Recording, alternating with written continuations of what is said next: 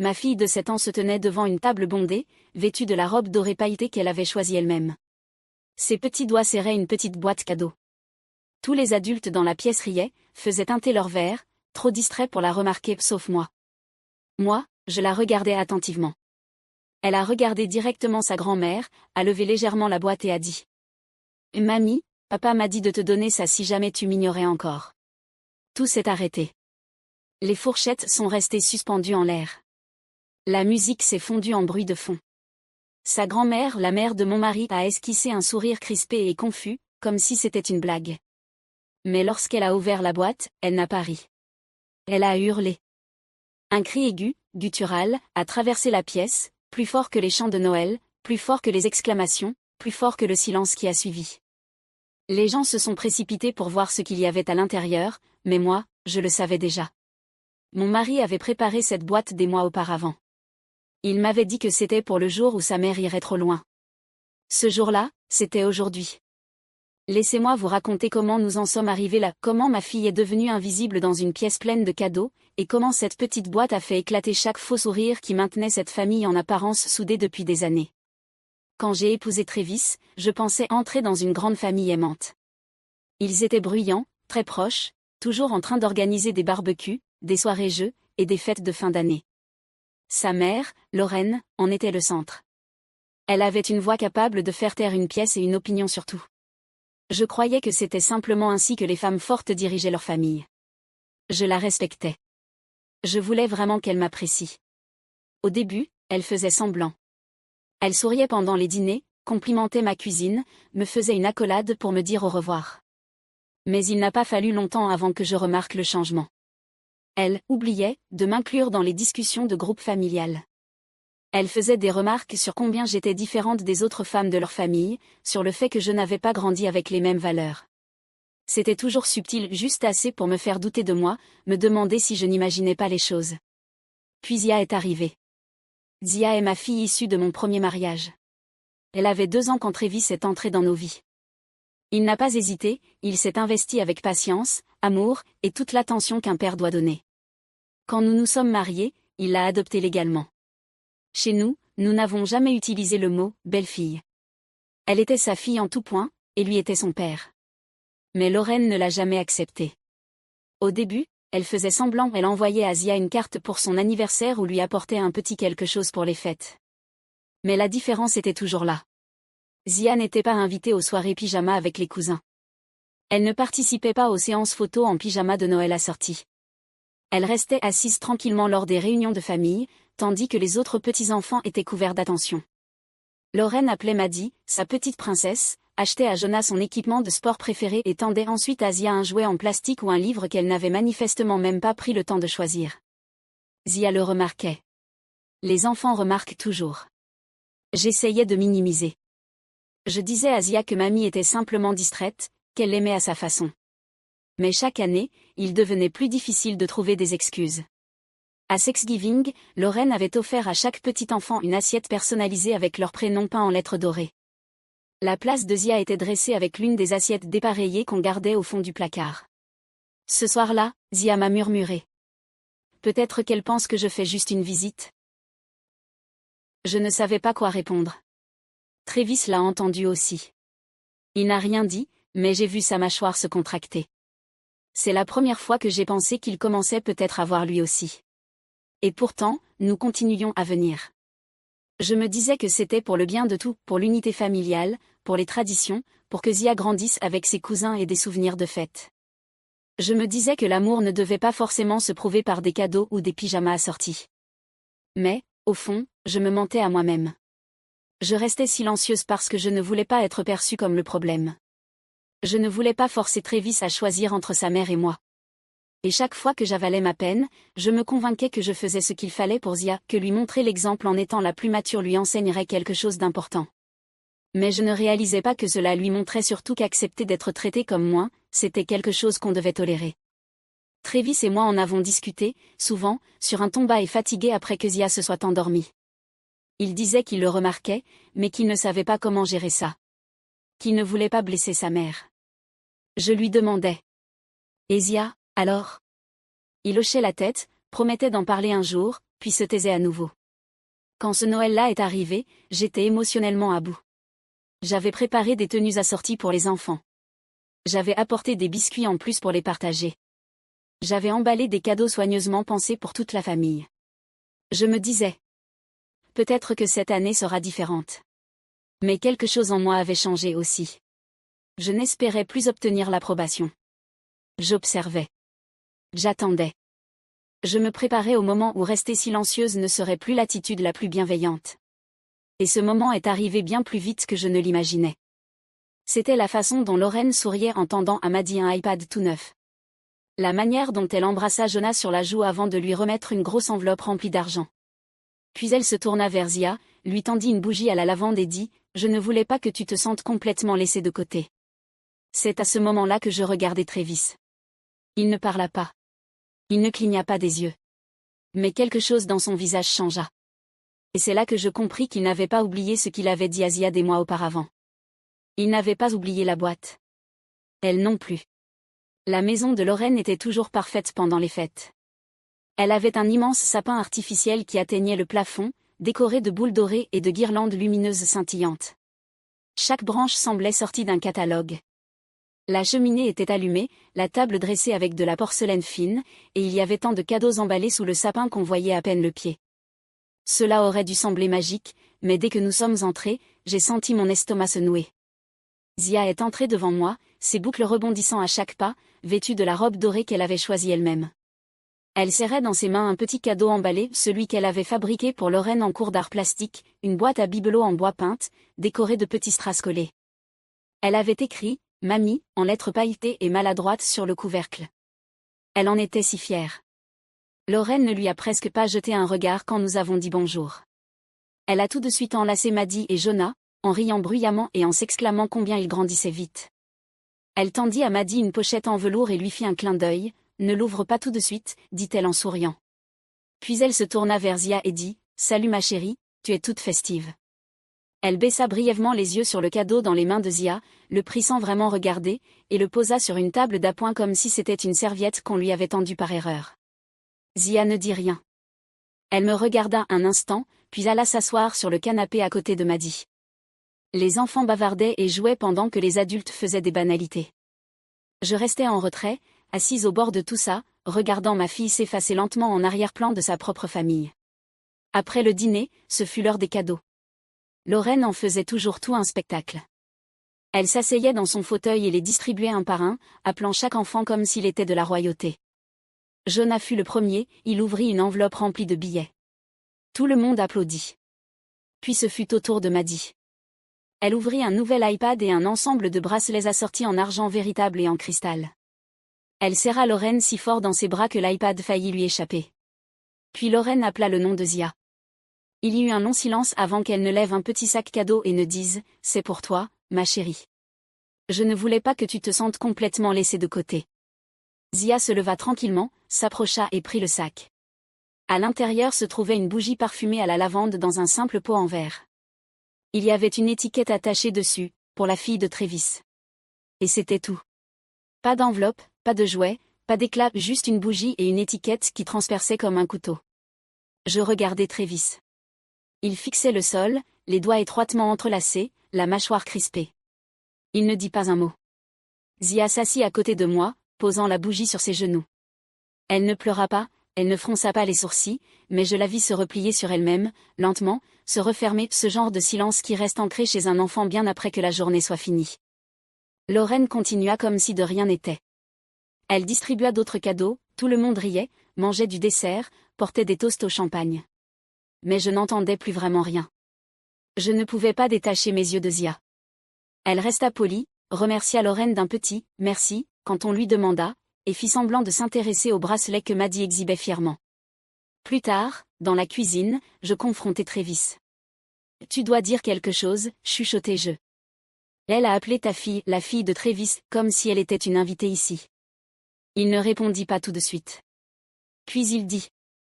J'ai dit à Zia de lui donner la boîte si ça arrivait encore. Je lui ai dit qu'elle déciderait quand ce serait le moment. Je le fixais. Tu es sérieux? Il hocha la tête. Elle s'en souvient.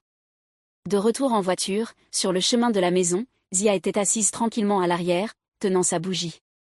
Sa voix était toute petite quand elle demanda. « Mamie est fâchée contre moi ?» Je me retournai et tendis la main vers elle, mais Travis parla le premier. « Non, ma chérie, dit-il.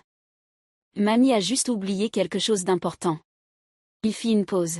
« Mais je crois qu'elle va bientôt s'en souvenir. » Zia baissa les yeux vers la boîte sur ses genoux, celle que Travis lui avait donnée des mois auparavant, enveloppée dans un simple papier rouge. Elle acquiesça doucement et dit. « Alors je veux la lui donner demain. » C'est là que j'ai compris que ce n'était pas juste un autre moment ignoré qu'on allait balayer d'un revers de main.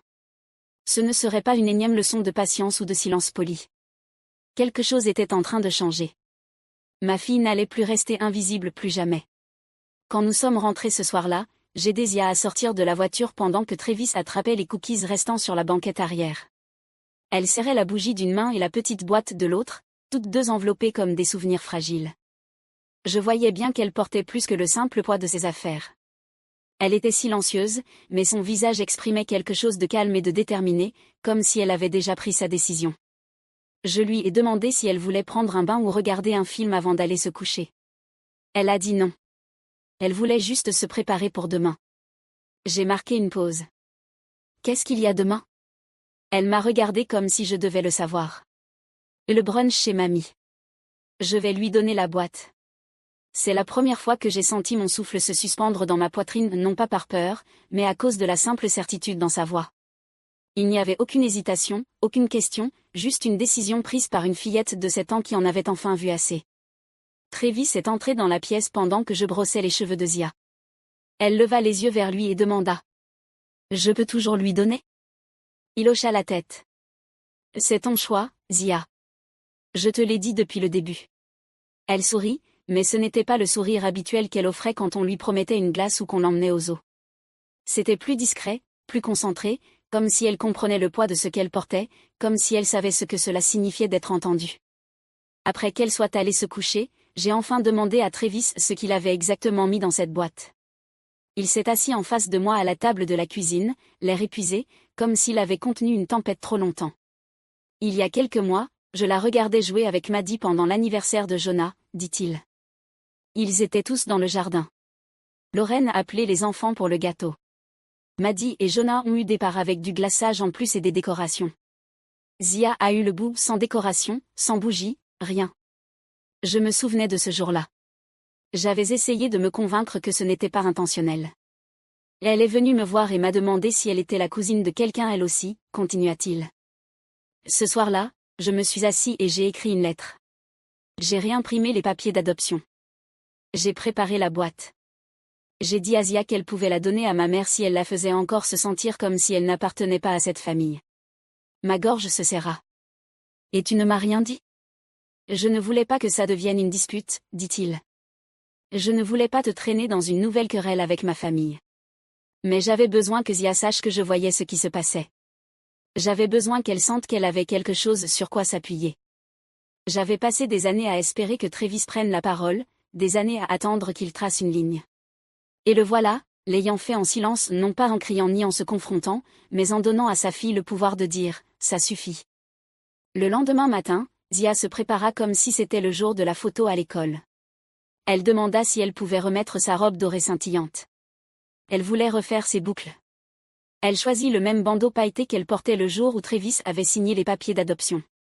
Elle ne dit pas que c'était pour lui porter chance, elle n'en avait pas besoin. Je savais. Dans la voiture, elle tenait la boîte rouge sur ses genoux avec les 2 mains sans gigoter, sans douter. Quand nous sommes arrivés chez Lorraine, tout était pareil, la même couronne sur la porte, la même odeur de cannelle et de jambon, les mêmes salutations polies et compliments creux. Mais quelque chose était différent cette fois, pas dans la pièce, mais en nous. Nous n'étions plus des visiteurs essayant de nous intégrer. Nous étions une famille entrant avec notre vérité. Zia resta silencieuse pendant le brunch. Elle ne toucha presque pas à son assiette. Lorraine complimenta la robe de Maddie 3 fois. Elle ne mentionna pas celle de Zia une seule fois. Quand tout le monde eut fini de manger et qu'on commença à passer les desserts, Zia se leva. Personne ne remarqua tout de suite. Puis elle marcha jusqu'au bout de la table, juste là où Lorraine était assise avec son verre de vin, et posa la boîte devant elle. « Mamie, dit-elle clairement. Papa m'a dit de te donner ça si tu m'ignorais encore. La pièce devint silencieuse. Lorraine émit un petit rire confus. Qu'est-ce que c'est, ma chérie? Zia ne répondit pas. Elle recula et s'assit. Travis chercha ma main sous la table et la serra fort. La boîte était encore fermée, mais pas pour longtemps. Lorraine la prit comme si c'était une plaisanterie. Elle la retourna entre ses mains, leva un sourcil et laissa échapper un demi-rire qui ne correspondait pas au silence qui s'installait autour de la table. Tout le monde regardait maintenant, la sœur de Travis avait l'air confuse, Maddie fixait la scène, Jonah continuait à manger un biscuit, sans comprendre ce qui se passait. Lorraine décolla lentement le papier cadeau rouge, comme si elle faisait un numéro devant toute la pièce, mais son sourire s'effaça au moment où elle souleva le couvercle. Au-dessus reposait une photo dans un cadre blanc. C'était Travis, assis sur une chaise d'hôpital, tenant Zia dans ses bras le jour de ses 2 ans. Elle avait du gâteau sur les joues et les bras enroulés autour de son cou. Quelqu'un l'avait prise pendant la fête célébrant son adoption. La légende, inscrite en lettres dorées en bas, disait « Premier jour, papa ». Sous la photo se trouvait une enveloppe scellée. Le visage de Lorraine se transforma, sa bouche se crispa tandis qu'elle tendait la main pour ouvrir l'enveloppe avec des doigts tremblants. Elle en sortit un premier document, c'était une copie des papiers d'adoption de Zia. Officiel. Signé par un juge, avec le nom de Travis clairement inscrit sous la mention « Père ». Le sceau du tribunal était apposé en bas. Elle cligna des yeux, fort, comme si en regardant à nouveau, elle pourrait y lire autre chose, mais non. Ensuite, elle déplia une lettre. Écrite de la main de Travis. Il ne broncha pas lorsqu'elle commença à lire, mais je sentis sa main se resserrer autour de mes doigts. Sous la table, les lèvres de Lorraine bougeaient alors qu'elle lisait en silence, son visage se décomposant à chaque mot. Il était écrit. « Maman, si tu lis ceci, c'est que tu as encore blessé ma fille, pas seulement mienne par amour, mais mienne par la loi, par une promesse, et par choix. J'ai passé des années à te regarder traiter Zia comme une étrangère. J'ai espéré que cela changerait. J'ai espéré que tu ouvrirais ton cœur, comme je l'ai fait. Mais si elle a dû te remettre cette boîte, c'est qu'elle a vu ce que j'ai vu, que tu ne la considères pas comme réelle. Zia est mon enfant. Elle est ta petite fille. Et si tu ne peux pas l'aimer à égalité, alors tu ne m'aimes pas. Je ne lui laisserai pas grandir en pensant qu'elle doit mériter sa place dans cette famille. Elle y appartient déjà. Elle y a toujours appartenu. Si tu ne peux pas accepter cela, tu ne seras plus la bienvenue dans notre maison, ni dans nos vies. Travis. Lorsqu'elle eut fini de lire, Lorraine laissa tomber la lettre sur la table comme si elle lui avait brûlé les doigts. Son visage était livide. Elle regarda autour d'elle, cherchant quelqu'un pour la sauver. Personne ne parla. Puis, comme si quelque chose en elle venait de se fissurer, elle poussa un cri. Pas un sanglot, pas un hoquet, un cri, aigu et brut, comme un rideau qu'on aurait arraché, révélant tout ce qu'elle avait prétendu être. Elle se leva si vite que sa chaise racla le parquet. Maddie sursauta. Jonah se figea. Sa sœur tendit la main pour stabiliser la table, mais Lorraine s'était déjà reculée, marmonnant. « Je n'arrive pas à croire que vous m'ayez humiliée ainsi. » Travis se leva enfin. « Ce n'est pas nous qui t'avons humiliée, dit-il. Tu l'as fait toute seule. » Lorraine me désigna du doigt. « C'est à cause d'elle. Cette fille t'a monté contre ta propre mère. » Je me levai aussi. Je n'élevai pas la voix. Je n'en avais pas besoin. « Non, dis-je. Zia t'a fait un cadeau. Elle t'a donné la chance de la voir.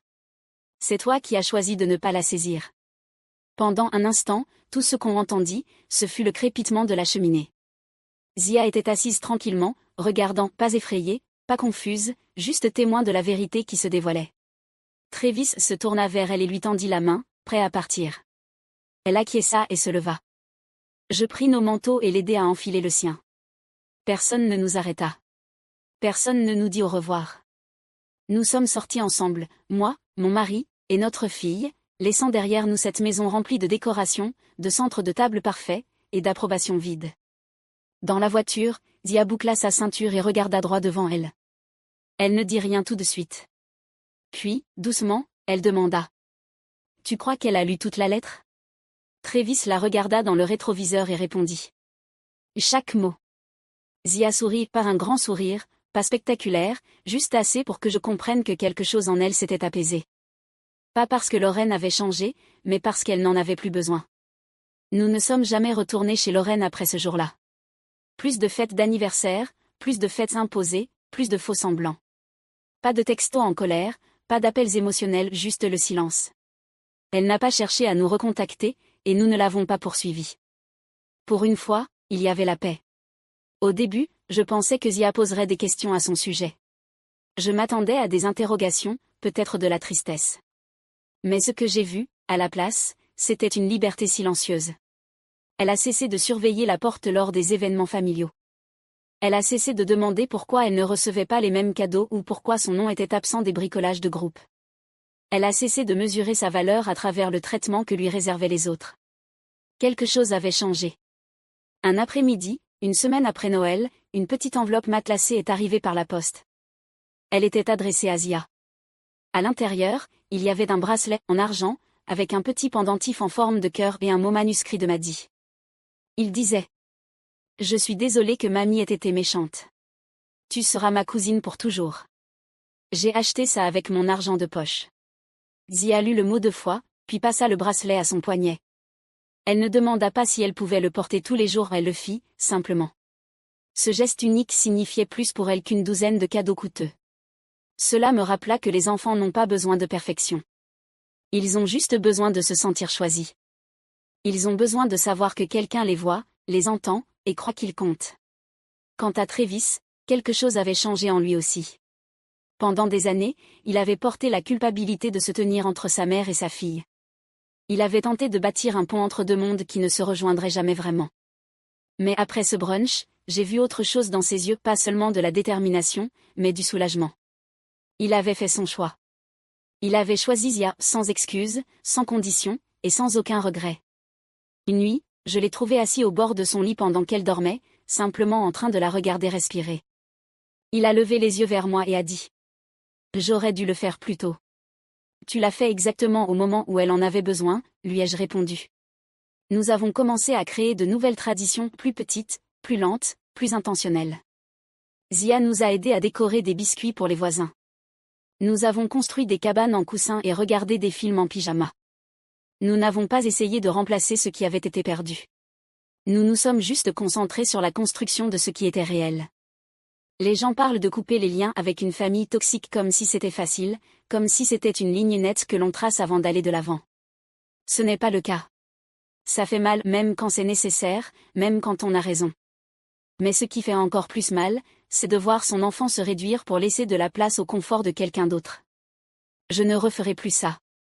Je ne demanderai plus à ma fille d'accepter moins simplement parce que quelqu'un d'autre refuse de donner plus. Ce jour-là, à la table de Lorraine, ce n'était pas une question de drame ou de vengeance. Ce n'était pas une mise en scène. C'était Zia qui prenait sa place dans une pièce où elle avait toujours été traitée comme une invitée. C'était elle qui disait: « J'ai ma place ici. » Même quand quelqu'un essayait de lui faire croire le contraire. Et c'était nous, ses parents, qui, enfin, nous tenions derrière elle avec plus que des mots. Zia ne parle plus jamais de la boîte. Elle n'en a pas besoin. Mais moi, je l'ai gardée. Elle est dans un tiroir de ma chambre, juste à côté de ses premiers chaussons et du bracelet de l'hôpital du jour de sa naissance. Je la garde non pas pour me souvenir de la douleur, mais pour me souvenir de la force qu'il a fallu pour l'affronter, la force dans sa voix, le pouvoir discret dans son choix. Elle n'a que 7 ans, mais elle m'a appris quelque chose que je porterai toujours. La famille, ce n'est pas celui qui fait le plus grand spectacle d'amour quand les autres regardent. Ce n'est pas celui qui partage ton nom de famille ou ton groupe sanguin. La famille, c'est celui qui est là quand ça compte, qui te protège quand c'est difficile, qui te fait sentir en sécurité quand le reste du monde te fait sentir minuscule. Zia a ça maintenant. Pas parce que quelqu'un le lui a donné, mais parce qu'elle l'a revendiqué pour elle-même. Et en faisant cela, elle nous l'a donné à nous aussi.